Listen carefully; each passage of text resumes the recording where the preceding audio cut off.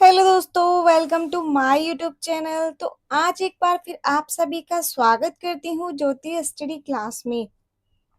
आज के इस वीडियो में हम कवर करेंगे भारतीय रेलवे परीक्षा आरआरबी ग्रुप डी एग्जाम में आने वाले साइंस के टॉप 30 क्वेश्चन, जो आपके आने वाले किसी भी गवर्नमेंट एग्जाम के लिए वेरी इंपॉर्टेंट क्वेश्चन होने वाले हैं। तो दोस्तों, अगर आप किसी भी गवर्नमेंट एग्जाम की तैयारी कर रहे हो तो आपके लिए ये वीडियो वेरी वेरी इंपॉर्टेंट होने वाली है, क्योंकि जो भी क्वेश्चन इस वीडियो में हम कराने वाले हैं वो किसी न किसी एग्जाम में जरूर पूछे गए हैं। तो दोस्तों, अगर आपको इससे पहले वाली प्रश्न पत्रिका पढ़नी है तो लिंक नीचे डिस्क्रिप्शन में दे दिया है, आप वहां से वीडियो को देख सकते हैं। तो चलिए आज की प्रश्न पत्रिका 10 साइंस के प्रश्नों को हम कवर करते हैं। तो चलिए दोस्तों, बिना देरी करते हुए हम वीडियो को शुरू कर लेते हैं। आपका पहला प्रश्न है, निम्नलिखित में से कौन सा एक तत्व नहीं है? आपके ऑप्शन है A silicon, B silica, C germanium या डी ग्रेफाइट। तो इसका राइट आंसर हो जाएगा दोस्तों ऑप्शन बी सिलिका। प्रश्न नंबर 2 है, जिप्सम को गर्म करके एक रासायनिक यौगिक एक्स तैयार किया जाता है। यह एक सफेद चूर्ण है और इसका उपयोग अग्निरोधी पदार्थ के रूप में होता है। यौगिक एक्स क्या है? दोस्तों, वेरी इंपॉर्टेंट क्वेश्चन है ये। तो चलिए इसका ऑप्शन पढ़ते हैं। आपका ऑप्शन है ए धामन soda, B sodium hydroxide, C plaster of Paris या डी बेकिंग सोडा। तो इसका राइट आंसर हो जाएगा option C plaster of Paris. ठीक है, चलिए प्रश्न नंबर 3 को देख लेते हैं। अगला प्रश्न है, निम्नलिखित में से कौन सा भौतिक परिवर्तन नहीं है? आपके ऑप्शन है ए ठोसों का द्रवों में पिघलना, बी पदार्थों का किण्वन, सी द्रवों का गैस में वाष्पीकरण या डी गैसों का द्रवों में द्रवीकरण। तो इसका राइट आंसर हो जाएगा दोस्तों ऑप्शन बी पदार्थों का किण्वन। ठीक है, चलिए प्रश्न नंबर 4 को देख लेते हैं। अगला प्रश्न है, बेकिंग पाउडर डैश और डैश का मिश्रण है।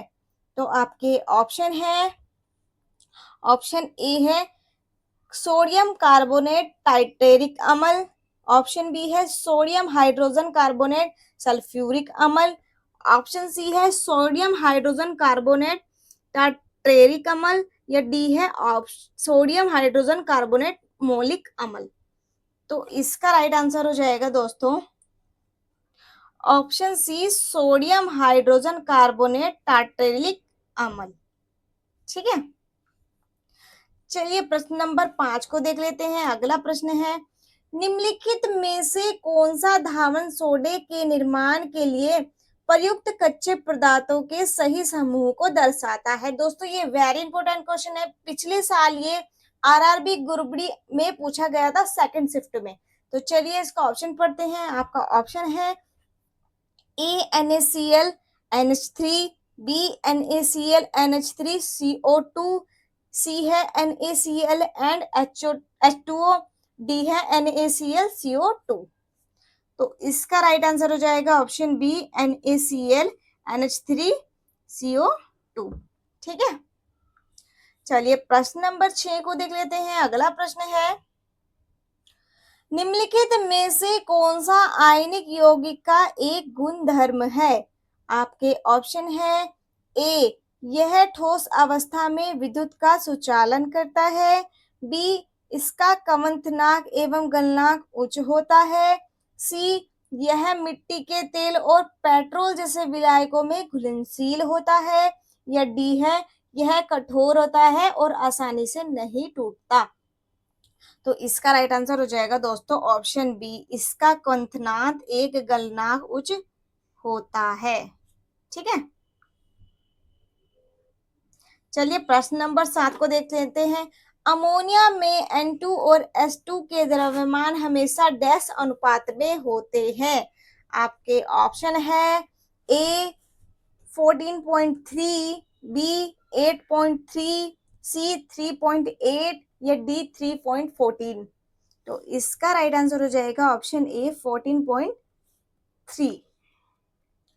चलिए प्रश्न नंबर 8 को देख लेते हैं। अगला प्रश्न है, निम्नलिखित में से कौन सा गुणधर्म आवर्त सारणी में तत्वों की स्थिति के अधीन नहीं होता है? आपके ऑप्शन है ए परमाणु आकार, बी संयोजकता, सी तत्व का रंग या डी बृहत्तम कोश में मौजूद इलेक्ट्रॉन। तो इसका राइट आंसर हो जाएगा ऑप्शन सी तत्व का रंग। ऑप्शन सी इसका राइट आंसर हो जाएगा। चलिए प्रश्न नंबर 9 को देख लेते हैं। अगला प्रश्न है, लेंस बनाने के लिए निम्नलिखित में से किसका उपयोग नहीं होता है? आपके ऑप्शन है ए मिट्टी, बी कांच, सी प्लास्टिक या डी पानी। तो इसका राइट आंसर हो जाएगा ऑप्शन ए मिट्टी। चलिए अगला प्रश्न देख लेते हैं। अगला प्रश्न है, रेफ्रिजरेटर निम्नलिखित में से किस सिद्धांत पर काम करता है? वेरी इंपोर्टेंट क्वेश्चन है ये भी। चलिए इसका ऑप्शन पढ़ते हैं। ए है ओस्मोसिस, बी फैलाव, सी वाष्पीकरण या डी केंद्र प्रसारण। तो इसका राइट आंसर हो जाएगा ऑप्शन सी वाष्पीकरण।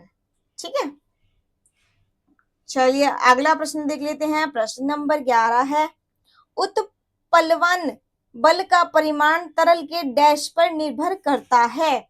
आपके ऑप्शन है ए द्रव्यमान, बी तापमान, सी आयतन या डी घनत्व।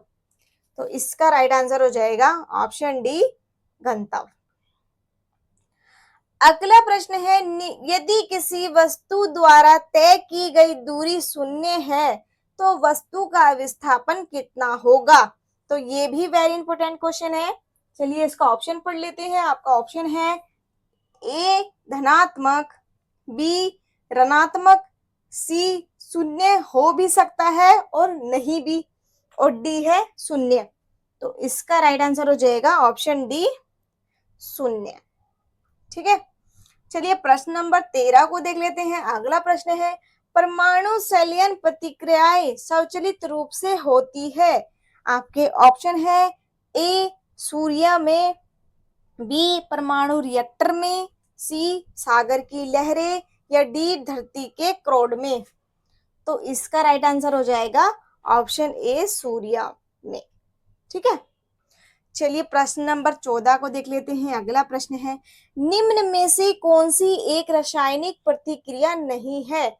आपके ऑप्शन है ए अपघटन, बी गुरुत्वाकर्षण, सी ऑक्सीकरण या डी हाइड्रोलिसिस।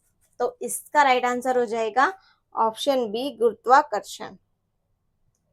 ठीक है, चलिए प्रश्न नंबर 15 को देख लेते हैं। विद्युत स्विचों को किसमें लगाया जाता है? वेरी वेरी इंपोर्टेंट क्वेश्चन है। चलिए इसका ऑप्शन पढ़ते हैं। ए लाइव तार में, बी न्यूट्रल तार में, सी इनमें से कोई एक या डी भू संपर्क तार में। तो इसका राइट आंसर हो जाएगा ऑप्शन ए लाइव तार में। चलिए अगला प्रश्न देख लेते हैं। अगला प्रश्न है, यांत्रिक ऊर्जा को विद्युत ऊर्जा में परिवर्तित करने वाला उपकरण है? आपके ऑप्शन है ए विद्युत डायनेमो, बी शुष्क सेल, सी डिस्क सूचक की सुई या डी विद्युत मोटर। तो इसका राइट आंसर हो जाएगा ऑप्शन ए विद्युत डायनेमो। ठीक है, चलिए प्रश्न नंबर 17 को देख लेते हैं। भारत ने पोखरण में अपना दूसरा परमाणु परीक्षण किस वर्ष किया था? वेरी वेरी इंपोर्टेंट क्वेश्चन है ये भी दोस्तों। तो चलिए इसका ऑप्शन पढ़ लेते हैं। आपका ऑप्शन है ए 2001, बी 1998, सी 2003 या डी 1996। तो इसका राइट आंसर हो जाएगा ऑप्शन बी 1998 में।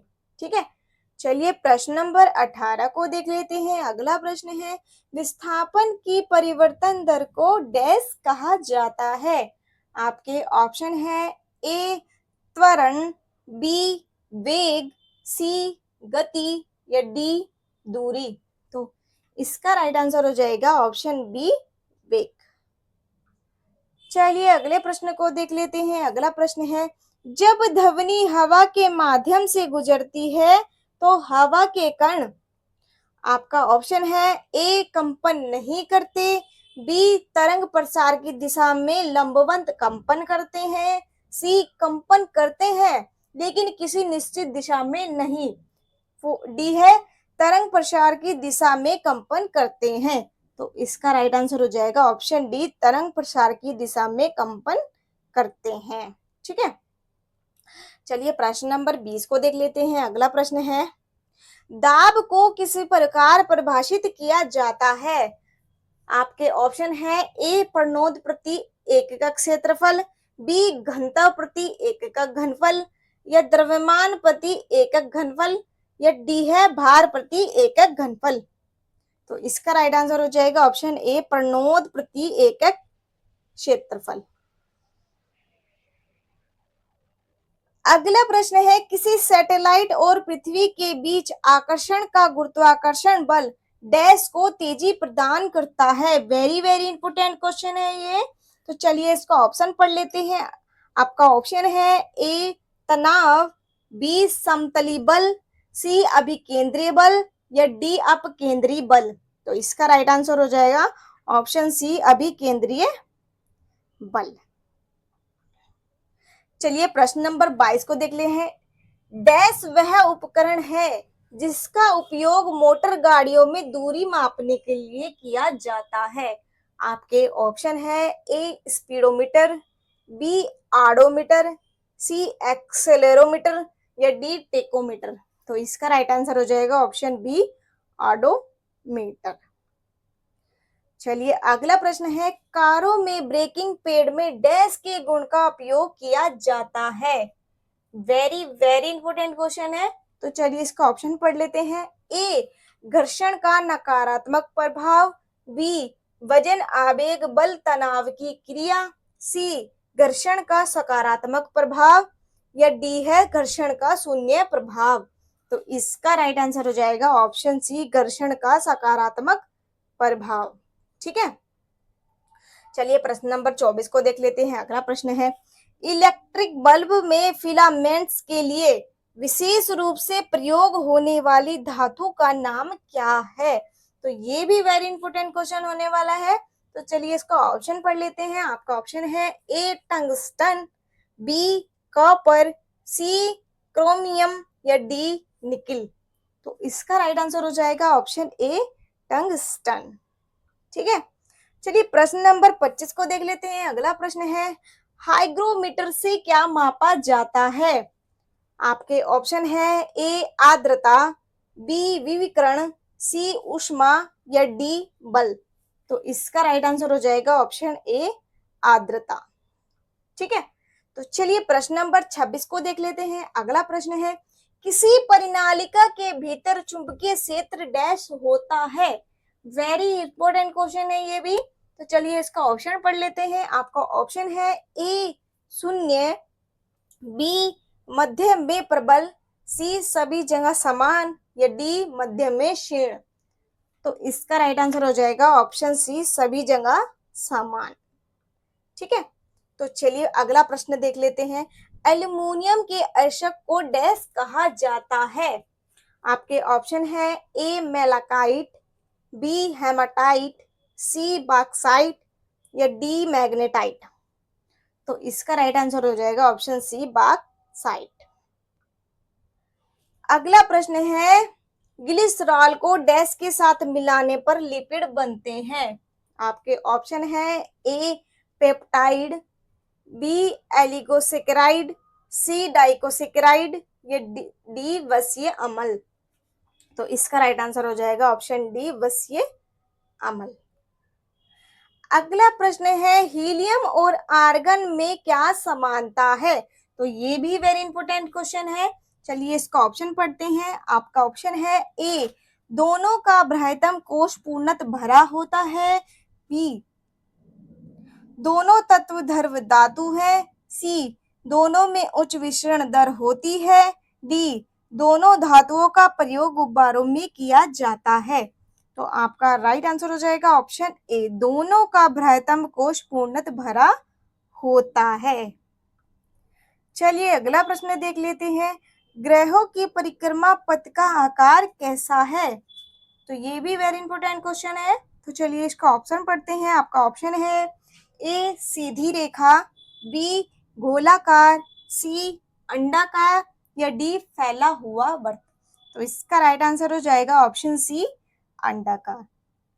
तो दोस्तों ये थे वो प्रश्न पत्रिका 10 से रिलेटेड 30 साइंस के प्रश्न जो वेरी इंपॉर्टेंट क्वेश्चन थे आज की वीडियो में हमने कवर किए हैं। तो दोस्तों अगर आपको वीडियो अच्छी लगी तो वीडियो को लाइक और चैनल को सब्सक्राइब कर लीजिए। तो मिलते हैं नेक्स्ट वीडियो में, तब तक के लिए धन्यवाद।